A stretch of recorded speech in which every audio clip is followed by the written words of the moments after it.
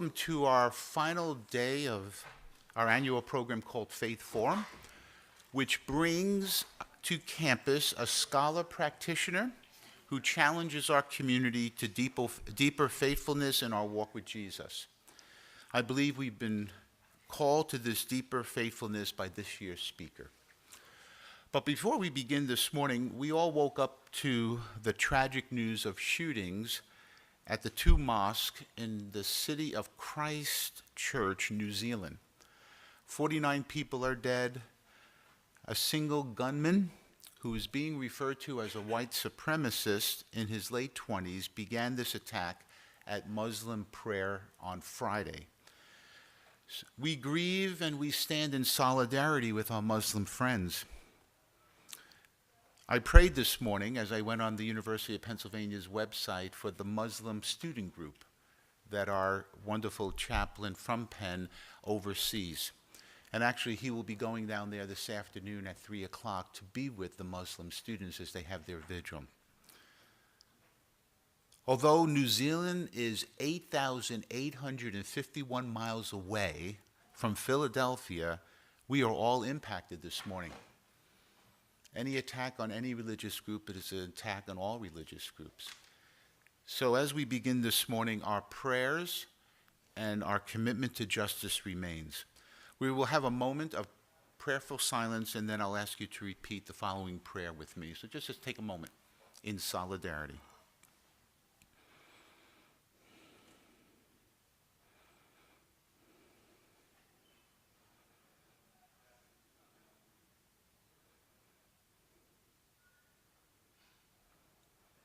Would you please repeat with me? Lord, have mercy. Christ, have mercy. Lord, have mercy. Amen. Amen. Thank you.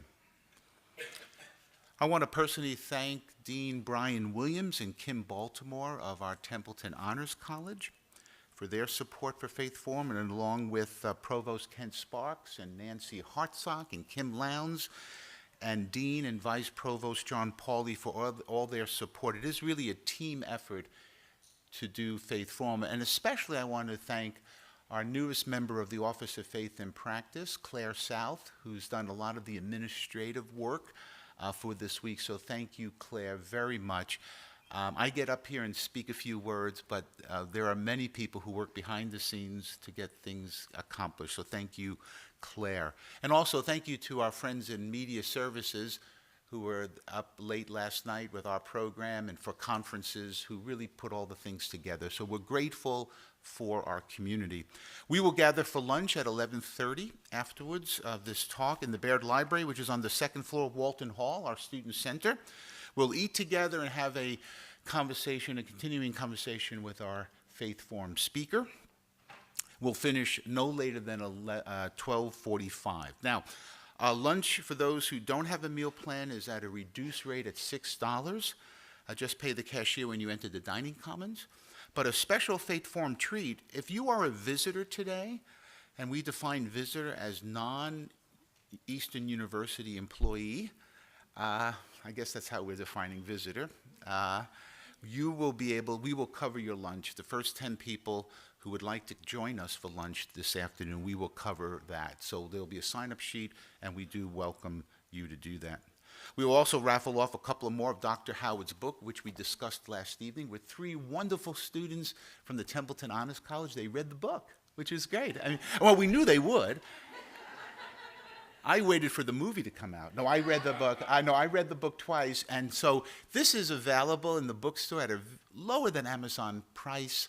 I hope you can pick up a copy, but we're going to raffle off 2 copies for students. If you're a student this morning and would like to join the raffle, see our raffle expert, raffle box, Jacqueline Farvarosa. At the end, you'll put your name, your email, and your cell phone number on a piece of paper. We'll draw a couple of raffles and get you the books, and it will be helpful in your spiritual journey. I guess the old adage is so true. First impressions are lasting impressions. I have an email that I printed out, saved, I guess, printed out from June 2nd, 2008. The following day, it was an announcement that there would be a memorial service for one of our students' wives at the University of Pennsylvania. That would be on Tuesday, June 3rd, 2008. This student, who was a music major at Eastern, came back later on to get his degree. He had gotten married, and his wife was diagnosed with cancer soon after their wedding, and she died subsequently. She was a Penn student. Now, we got this email. I didn't know the music student very well, but myself and then now President Matthews and I were in a car along with Sarah Herman, Colleen Bradstreet. A few of us just drove down to Penn to pay our respects and to be in solidarity with our student whose wife was a Penn student. Well, that's how I met Dr. Charles Howard. He was the associate chaplain at the time who officiated the memorial service. Now, let me just tell you, for someone who's done a lot of memorial services in my life, this one, and I remember writing in my journal, was so painfully beautiful the way you handled that. And this was done at St. Mary's Episcopal Church, right on Penn's campus. It was outdoors, if I remember, and just the way he drew people in, both on the grief and sorrow of a death of a loved one, but also coupling that with the blessed hope of the resurrection. So beautiful. I couldn't wait to meet him. And I did, and our friendship began, and I've been grateful for that friendship every day when I come on campus for the last 11 years. Dr. Howard earned his undergraduate degree at Penn, his seminary degree at Ann Arbor Newton Theological Seminary, and his PhD at Lutheran Theological Seminary, where he studied with Cornel West. I want to give a quick shout out to his wife, Leah Howard, who's been navigating, Dr. Leah Howard, who's been navigating, as they both have been, a couple of sick children, as they've been trying to get to different things here.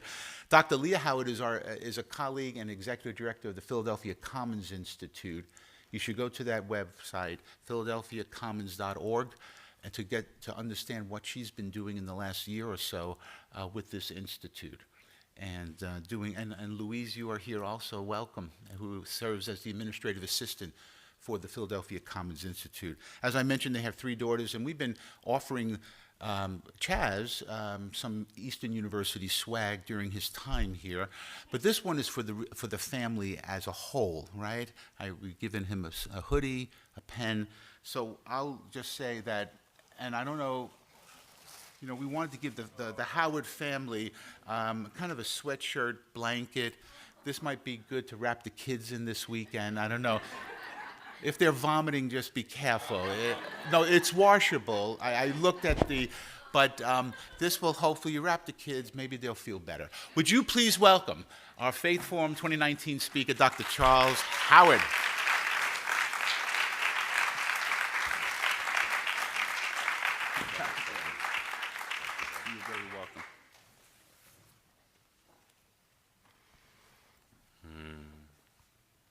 Thank you.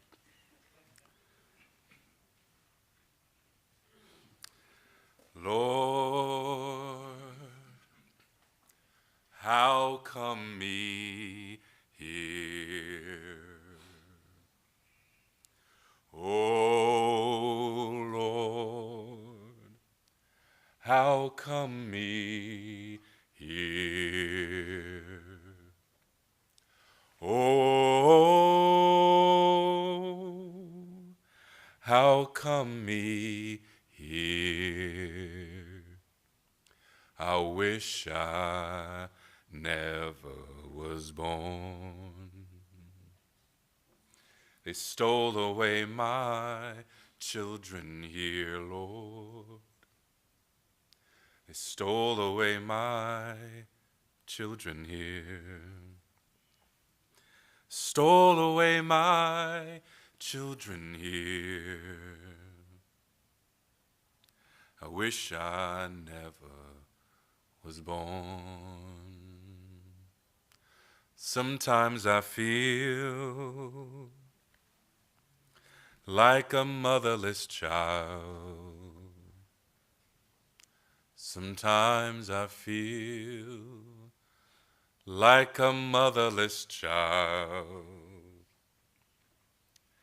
Sometimes I feel like a motherless child.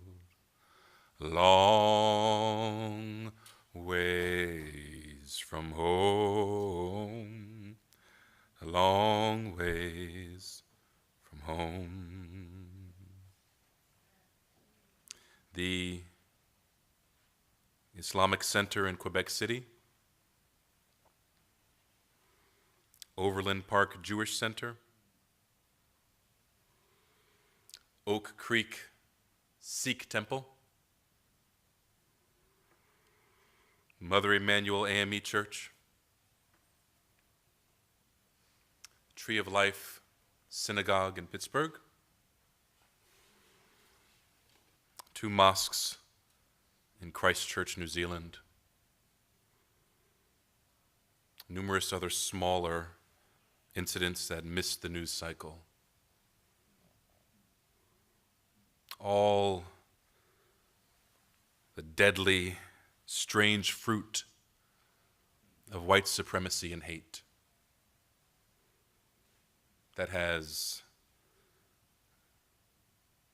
landed on our hearts once again today. So I want to shift my remarks for this final installment of the Faith Forum lectures to focus on reconstructing the center in the name of Christ. And again, I'm filled with, on one hand, grief and pain and sadness, like many of you all, but also deep gratitude to not my friend, but my brother, the Reverend Joe Modica, who in so many ways has blessed my ministry and has been deeply formative in the work that I and we are doing at Penn. And I firmly think that Eastern University has the best chaplain in the country.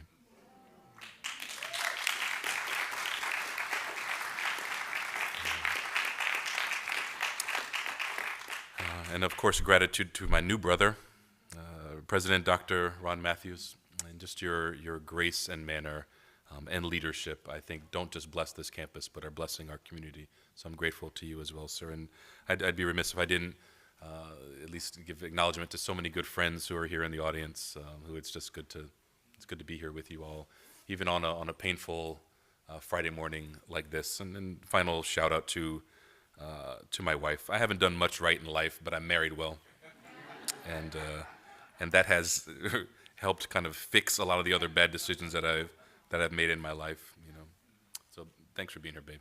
And she was up at like 3 a.m. with two ill kids last night, so she's a superhero.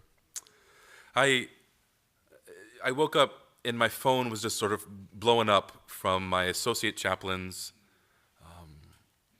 one of whom is a former Christian worship leader, the other is a Muslim woman, and our students in our MSA, our Muslim Student Association, who are stunned and scared. And I think that we miss the fact that there's the tragedy of another mass shooting in our world, but it's another thing when my 19-year-olds are scared to go to Juma prayer today. And so, you know, most Christians worship on Sunday mornings. Most Muslims go to their kind of formal corporate worship Friday afternoons at Juma prayer. And the emails and texts I'm getting are we safe to go to our Juma prayer today on campus? Questions we don't ask when we go to church on Sunday. We don't wonder, is someone going to come in here and shoot up our suburban church? We don't think about that. Thank God. But my teenagers are scared to leave their dorm room this afternoon.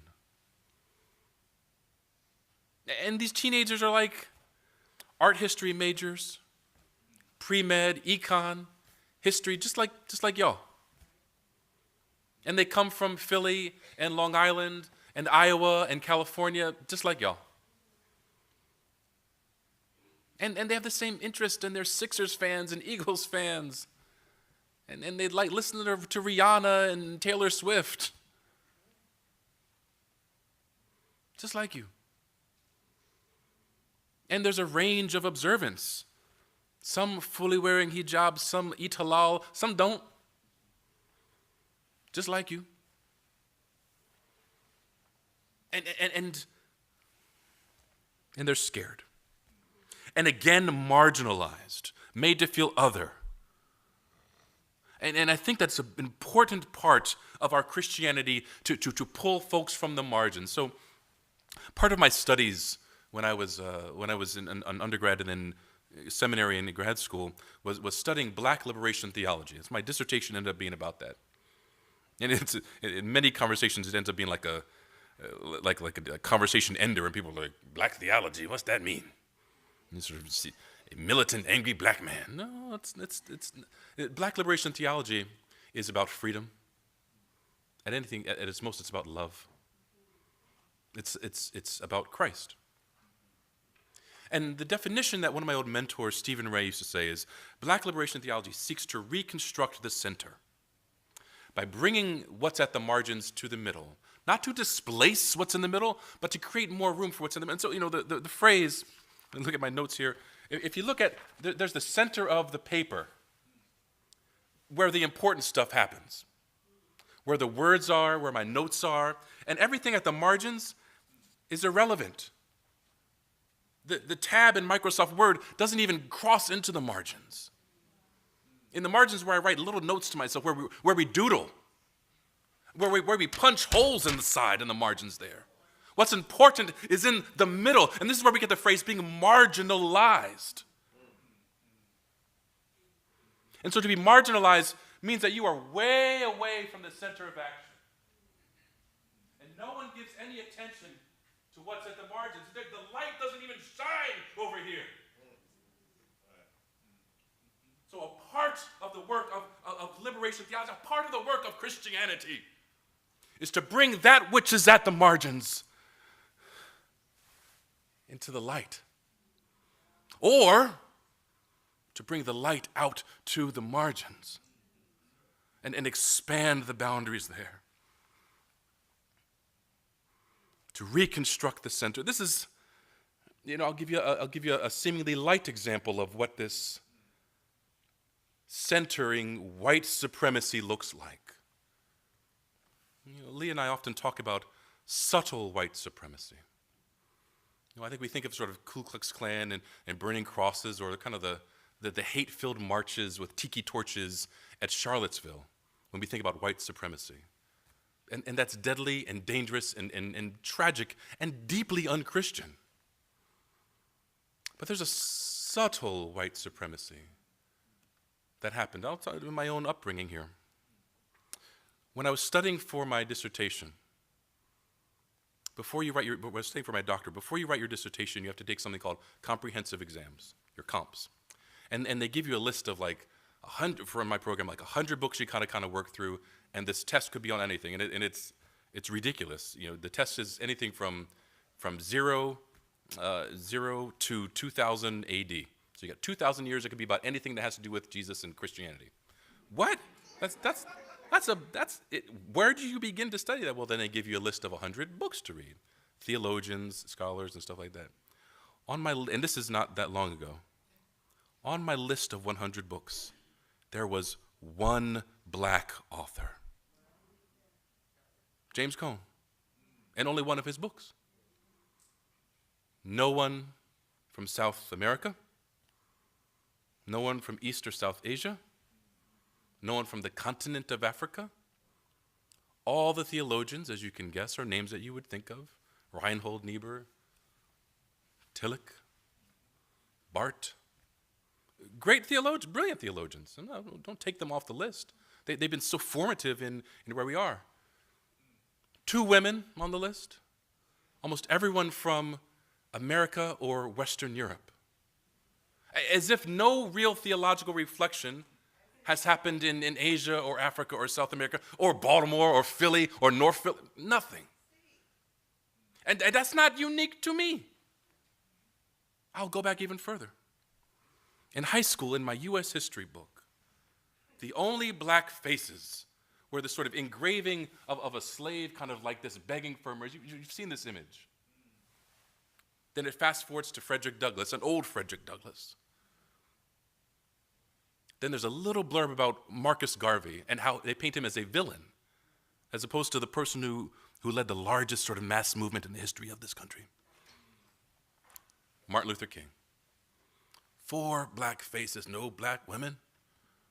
In the whole history, as if that's all black folk have done. What does that do? What does that do to a kid learning about, how does that make them think about themselves? That nothing in my experience is worthy of being in the canon of U.S. history.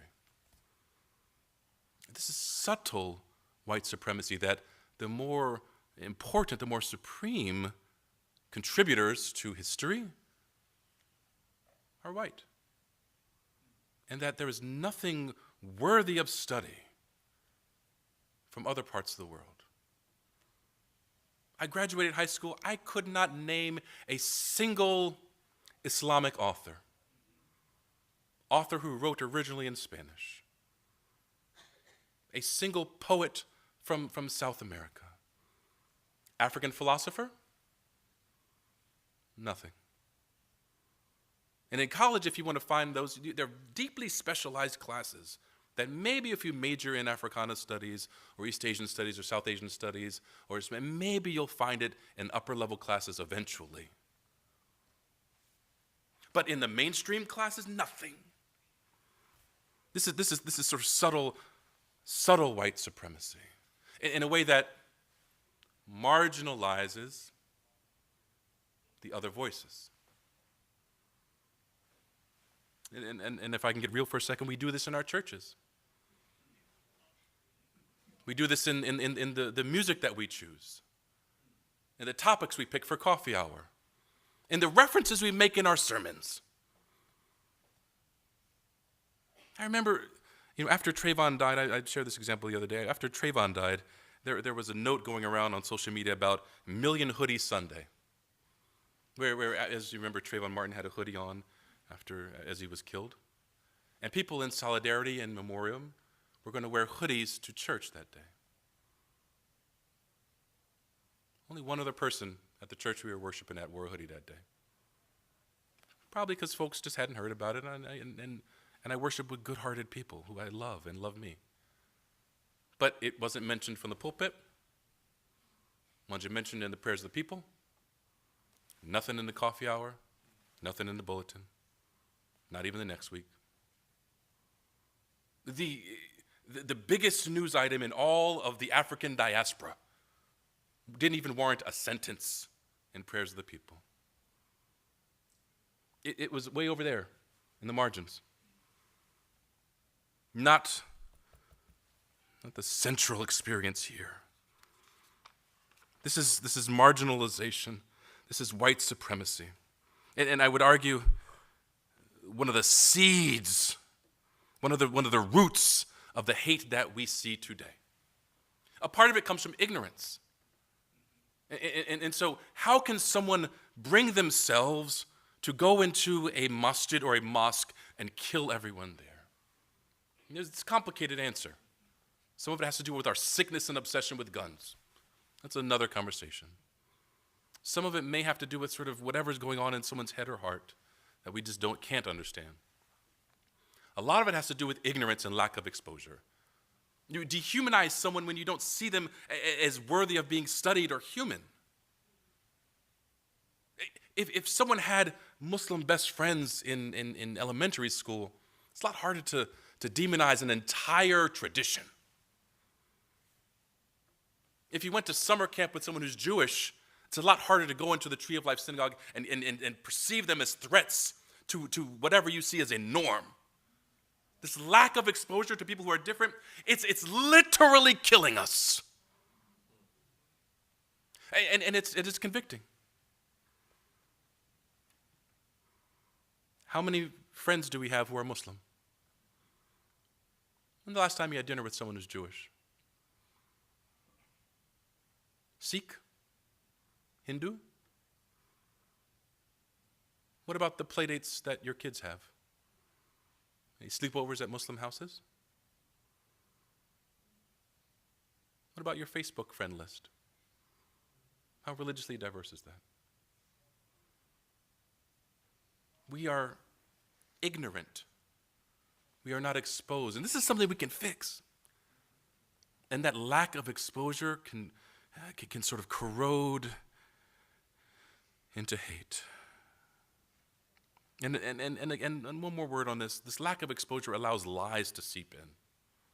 It allows these sort of misconceptions. You know, when I sit with some of my rabbi friends on campus, they sort of laugh, but they cry at people who think that there's this grand Jewish conspiracy to sort of take over the world, and that there's this secret Jewish cabal that's kind of running things behind the scenes there.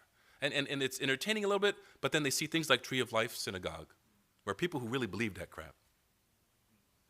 Or they think that there's this sort of great Muslim conspiracy to employ Sharia law all over America and to kind of, do all this sort of terrible stuff. Man,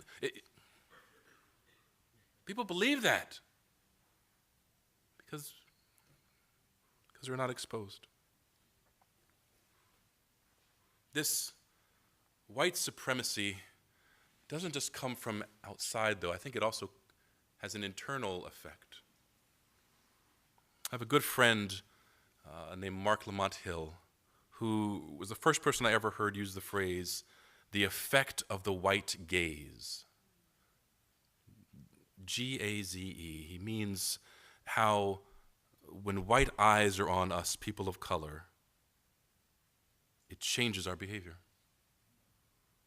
And that we almost marginalize ourselves because of who's watching. The parallel he gives is sort of the effect of the male gaze often has on women. And that this is a broad stroke here, but often if it's a group of just women, there's a certain behavior. But if with teenage girls or sort of young women, but when guys walk in, it changes everything. Posture, words said, things thought. People talk about this in sort of single gender education. That when it's all girls in a math class, hands are going up. When you add a couple boys in there, oftentimes girls are kind of sitting on their hands and don't want to talk too much or seem too smart or seem too aggressive or whatever, and it changes everything. The effect of the male gaze on women, the same thing happens with the effect of the white gaze on people of color. Because our experience is marginalized, we don't want to be marginalized, therefore we internalize this. And so Mark talked about this example. There was a crossing guard down near, 36th and Walnut, African-American crossing guard, who was just like so larger than life. And he's sort of whistling and come on, and he's like doing things, let's go, and he's like moonwalking across the stage and just like, stop, and it's just a lot. And so Mark, I remember sort of sitting with him, and he was just like, man, look at this dude, he over here cooning. And that phrase, cooning, it sort of references kind of an embarrassing black behavior for the entertainment of white people. But then Mark remixed it, and he said, look, no, maybe he is just the freest black man that we know. He's not worried about what, in his words, what these white folk think. He's a free black man. I have another friend, though, recent Princeton Seminary grad, a very large gentleman who played professional football. Just a big guy, it's all like diesel muscle. And he talked about how when it's just he and I is a different kind of gear. But oftentimes, if he's walking down the street and he sees a white woman coming down there, how he'll literally contort himself to seem smaller. And he'll use a gentler voice, and he keeps his hands sort of where he can be seen. The effect of that white gaze. And he talks about how exhausting it is to do it every single day. These sort of subtle white supremacies that can become internalized. How can we reconstruct the center within ourselves to be free, to be ourselves? How can we sort of help others feel free to be themselves? And I think one way we do this, though, is reconstructing our societal center and the way we talk about things. And so this phrases like America first. I think I get the kind of economic motivation behind that, and there's something to be said about supporting your home team economically. Okay, that's cool. You're sort of pouring into our local job, buying local, pouring into a job there. Yes, I hear that. But if that becomes kind of a mindset that we are somehow more important in God's eyes than any other country, or that our people are more important than foreigners. That's a very fast, slippery slope to marginalizing others, to raising in supremacy one group. Or when we talk about America as a Judeo-Christian nation, and historians may want to debate that whole thing too. Contemporary people might want to debate this. But it means that we are a Christian nation, and if you ain't that, you're not American. And if you're not American, you're fair game. And there's a tension. Of course I want everyone to accept our Lord Jesus Christ as Savior, of course. But that's thinking about sort of the kingdom mindset, not this country. This country is a beautiful, diverse, cosmopolitan space. That's what makes us great. Our diversity. And the acceptance of different types of people. If we can reconstruct this center, maybe we can begin to kind of, fight some of the marginalizing hate that's there. But finally, how do we fight this subtle white supremacy? I think we can do little things in the classes we teach, in the kind of services we write and sort of pull together, in the friendship circles we have in our neighborhoods, and who we sort of connect with friend-wise. But I think we can also be Christ-like, meaning if we think about sort of God as being up there, in the center of it all, and then coming down here to get into the muck and mire of humanity, in the margins with us. And Christ coming down, not being born in Jerusalem or Rome, but ultimately getting raised in Nazareth. Can anything good come from there?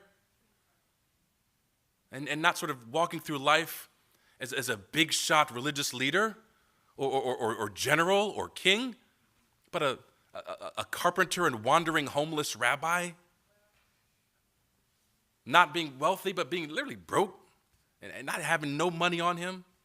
Not riding into Jerusalem on a horse with an army, but on a donkey with people waving palms instead of swords. And not ascending to a throne and taking over, but being lifted on a cross and living and dying in a marginalized way. And I think that if we want to do the Christian thing right, we have to kind of move the whole operation from the center to the margins. And be with people. And then help reconstruct the center. I think that's love. It's safe here in the middle. It's safe being mainstream.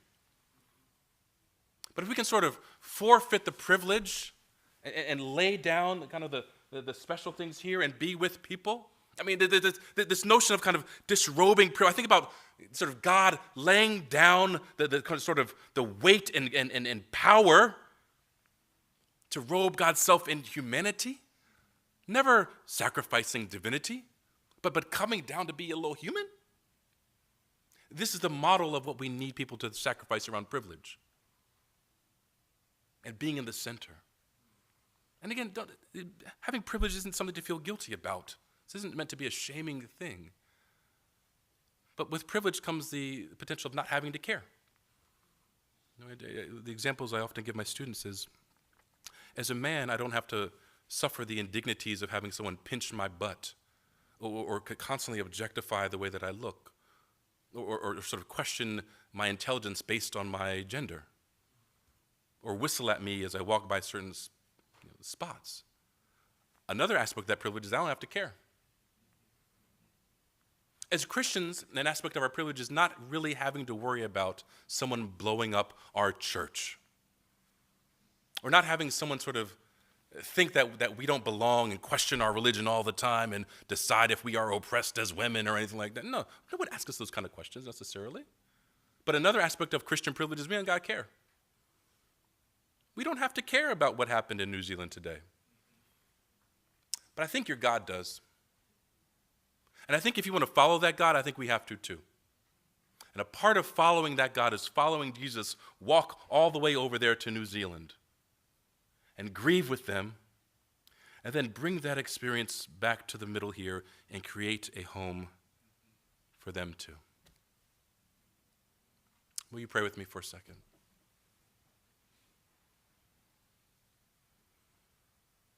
God, we're sorry. Sorry for the times where we didn't care, where we saw a news item that seemed too heavy and we swiped right past it.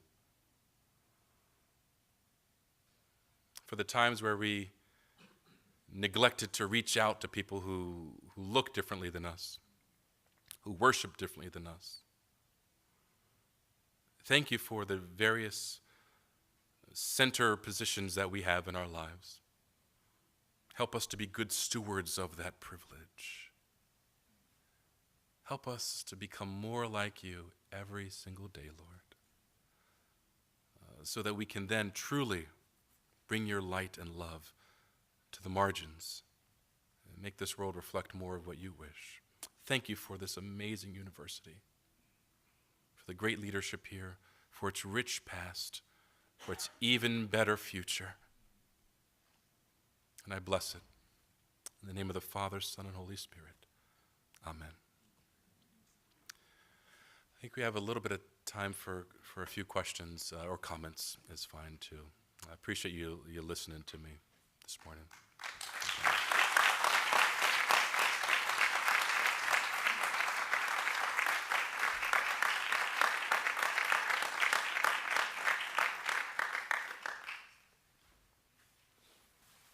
Thoughts are good. Amen.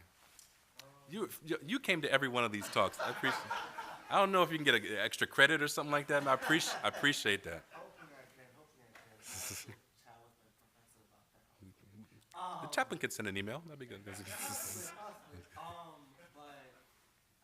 that I'm just like, oh my gosh.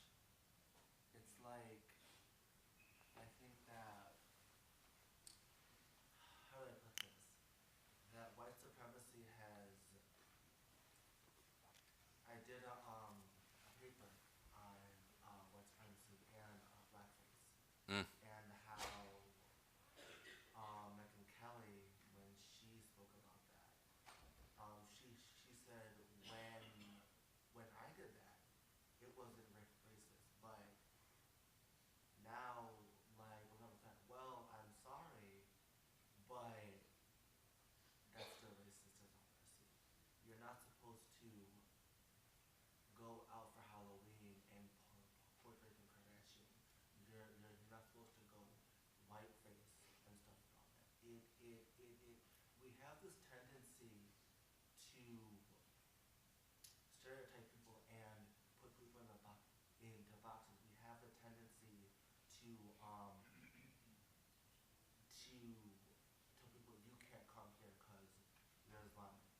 Right. That you can't come here because you're Hispanic. You can't come here because you're Asian.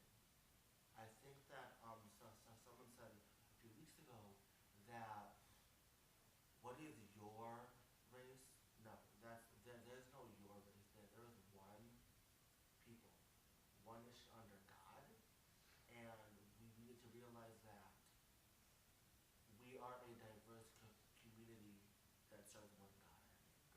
It's a great comment. The brother talked about, first of all, the tensions around wearing blackface, which has kind of had a resurgence in the news the last year or two because of political leaders and other folks like that too. But also there's this tension that I think we're meant to hold around the importance of unity, one nation under God, and what does it mean to be America? It means that there's room for all of the beautiful, diverse folks who are here, and yet at the same time appreciating and seeing the diversity too. And so I think that's not what you're saying, but I think there's so many people who are good-hearted and say, I don't see color, I'm colorblind, I don't see race. And I firmly believe that comes from a good place. But it also hurts. Because I think I want you to see my race. Whether it's the beautiful experience of being black in America or being Latinx in America or East, I want you to appreciate that, not to sort of, now I don't see any of that. All I see is a nice guy. No, I appreciate that. Let's celebrate Black History Month together. At the same time, I also want you to see how messed up it can be. Because if you're colorblind, then you're also not seeing how black folks are sentenced in a different way than their white counterparts are.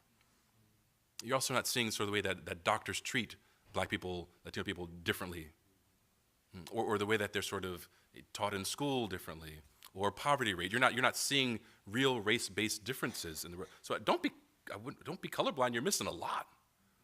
I think again, it comes from a good. So how do we have this tension of being one and really just seeing us all as one body, yet also sort of seeing the beautiful uniqueness, racially, ethnically, nationality-wise, that's here too. It's a really important point. Thank you, brother. Got time for a couple more? My friend, please. I regularly work in curated groups that are half queer and half straight cisgender. And what I find is that I spend a good amount of time caring for the straight folks who are feeling oppressed. And I just wondered if you could comment on white fragility, straight fragility.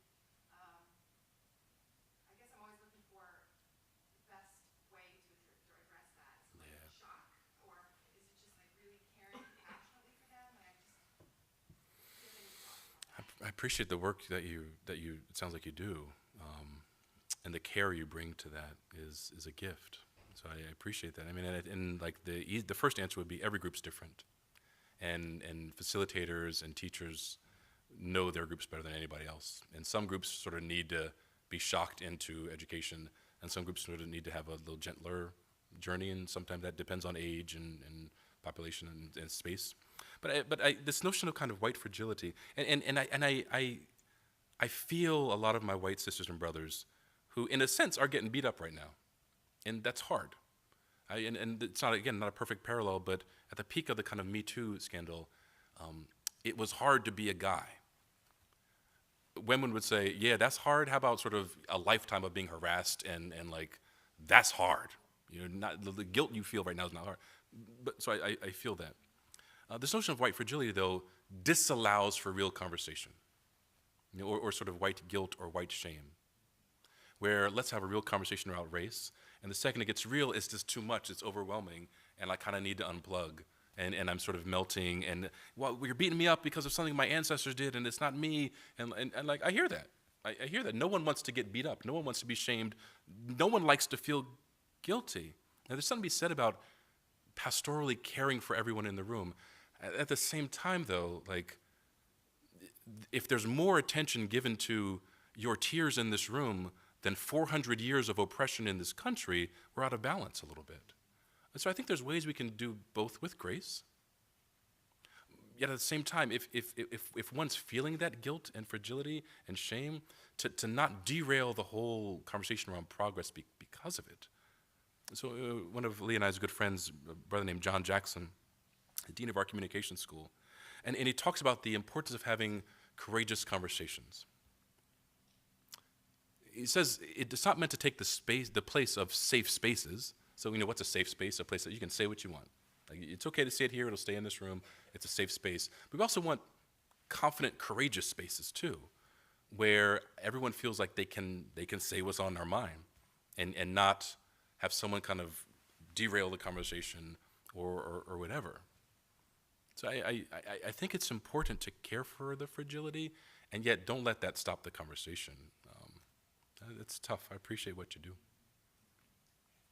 My good friend from church. I struggle with some mental illness, and so when someone told me that, you know, your identity comes from Christ, our identity is in Christ, I found that very healing. But in this conversation, like, I don't know how to fit that in. I recently went to a civil conversation workshop and heard for the first time the term intersectionality, which I didn't know before, and had a very helpful conversation with someone who could not relate to that concept. And so I just was wondering, Yeah, I appreciate. you know, I believe in so much in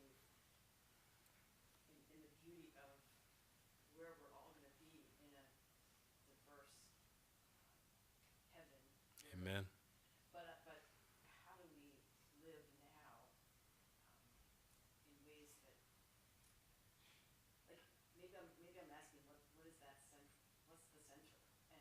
What's God's intended center? And other studies said that margins maybe have to get expanded or, or brought to the center.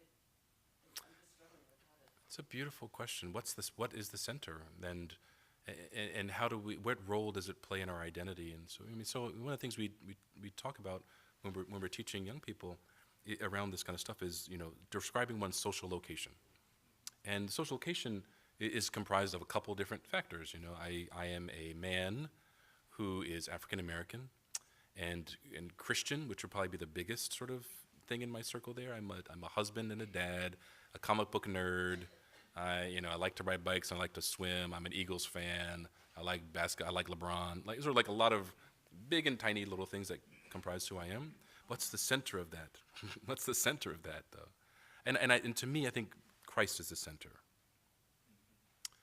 Christ is the head of the church, is the head of my life.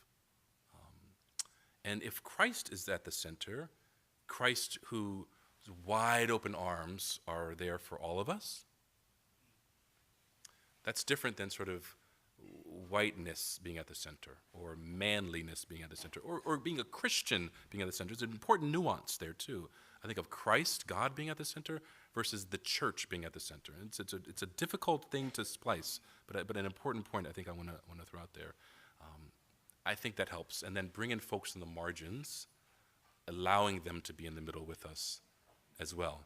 And so one of the litmus tests that we talk about is, we talk to our students about sort of diversity at Penn, and what do you want that to look like? And a lot of our students talk about, well, we want people from all around the world being on campus. Cool. What percentages? Well, I don't know. Maybe it should reflect like America. Okay, so you want black people to be like 11 or 13%, and like Latino people to be 13 or 14, and like whatever, and you want Jewish people to be like 0.1% here. And no, that's not enough. How would you feel if Penn was 60% black? Oh, heck no. What would that mean? What would that mean? Like, or what about your kid's school? You feel okay with like a little sprinkling here and there of a little bit? It's nice to have them exposed. What if those numbers start to kind of tip? Ooh, or our church. How we feel about that? To me, is sort of one of the litmuses about like how do we really feel about reconstructing the center? And those are hard questions, and again, that's not meant to and we feel bad. We're human, and humans often gravitate toward the familiar and what we know, and difference can sort of be scary. At the same time, man, like it's important to allow more room for the center. Got time for one more? Catch up? Oh, like these are the old church crew is like asking these great questions. This is great. That's good.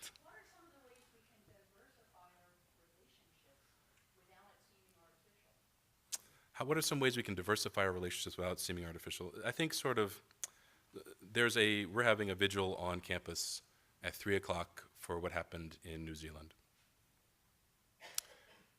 It would be amazing if it's not just our Muslim kids and like our President Gutman sort of out there.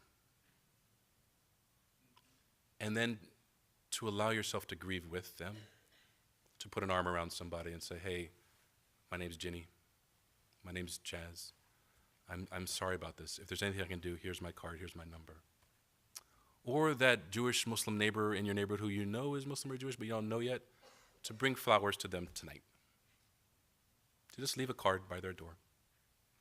Or in kind of downtimes where it's not tragedy, take your youth group to the masjid. There are like a Chabad Jewish center and a Muslim center right on Valley Forge Road on the way down to Valley Forge. That ain't far from here. Or a number of synagogues, mosques, and masjids in Philly, like 10 miles from here, 12 miles from here. Hey, I just feel like my students don't know enough Muslim folks. What do you think about a lunch together? Or when you walk by somebody, it's awkward to, hey, I know like you're Sikh. I don't have any Sikh. Like that's weird. But think about how beautiful that relationship could be. And like I'd be a little surprised. Like okay, like, but it takes courage. You want to reconstruct the center? It takes courage. I would be brave. You know the two things that Leah and I tell our girls before school every single day: be brave. Don't forget who you are. Every single day. Be brave. Don't forget who you are. I will end with that to you. We need brave Christians to go out there and change this world and not sit on our hands anymore. But also don't forget who you are. If you have the nerve to wear a cross around your neck or put a fish on your car, act like it. Thank you for letting me be here.